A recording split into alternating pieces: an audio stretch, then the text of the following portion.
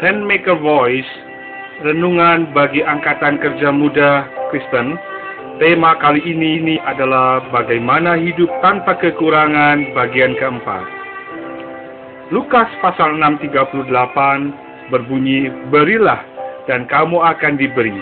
Suatu takaran yang baik, yang dipadatkan, yang diguncang dan yang tumpah keluar akan dicurahkan ke dalam pangkuanmu. Sebab ukuran yang kamu pakai untuk mengukur akan diukurkan kepadamu.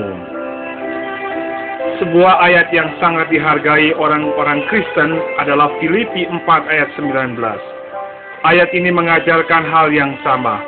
Paulus berkata, Allahku akan memenuhi segala keperluanmu menurut kekayaan dan kemuliaannya dalam Kristus Yesus. Ayat ini benar-benar suatu janji yang sangat besar. Tetapi kita tidak boleh melupakan syarat yang terdapat dalam ayat ini. Dari ayat 15 sampai 18 Paulus berbicara bagaimana orang-orang Filipi memenuhi kebutuhannya. Kemudian dalam ayat 19 ia berkata bahwa Allah akan memenuhi segala kebutuhan mereka. Perhatikanlah, di sini tidak dikatakan Allahmu akan memenuhi segala keperluanmu. Allah Pauluslah, Allah dari orang yang menerima bantuan George Mueller, yang akan memenuhi segala kebutuhan mereka, yaitu memenuhi setiap kebutuhan orang-orang yang telah menyuplai. Harus memberi lebih dahulu, baru kemudian Allah memberi kepada Anda. Persembahan Elia di Gunung Karmel juga merupakan suatu contoh baik yang lainnya. Di dalam 1 Raja-Raja pasal 18.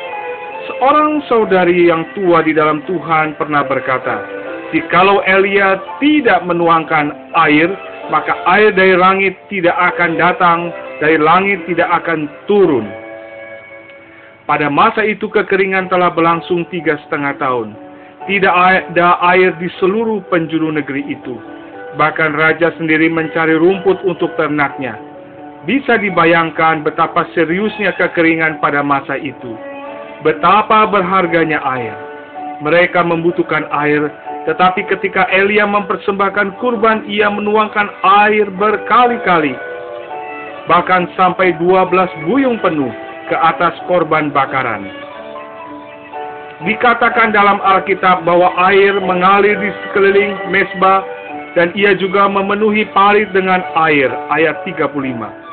Segera sesudah itu, langit menjadi gelap, dipenuhi awan dan angin. Lalu turunlah hujan lebat. Ayat 48. Jika tidak ada air yang dipersembahkan, tidak akan ada air yang turun dari langit. Tuhan sangatlah berhikmat. Ia tahu hal-hal apa yang akan merugikan kita. Perkara memberi dan menerima bukanlah transaksi niaga yang memerlukan modal. Bila kita tidak memberi, seolah-olah Allah telah terhalangi sehingga tidak bisa bekerja. Tuhan senang kalau kita percaya kepadanya dengan sepenuh hati. Ia tidak ingin melihat kita menahan sesuatu, sehingga lebih bersandar kepada tabungan kita daripada dirinya.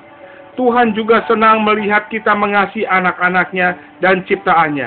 Ia tidak suka melihat kita menyimpan kekayaan kita untuk diri sendiri. Tuhan ingin bekerja sama dengan kita dalam memenuhi kebutuhan orang lain. Ia bisa saja langsung mengirimkan mana dari langit, tetapi ia lebih senang membagikan dari kemuliaannya kepada anak-anaknya dan bekerja sama dengan mereka. Karena itu, ia mau supaya kita memberi kepada orang lain. 2 Korintus 9 ayat 6. Orang yang menabur sedikit akan menuai sedikit. Orang yang menabur banyak akan menuai banyak juga. Demikianlah renungan hari ini. Tuhan memberkati kita semua. Amin.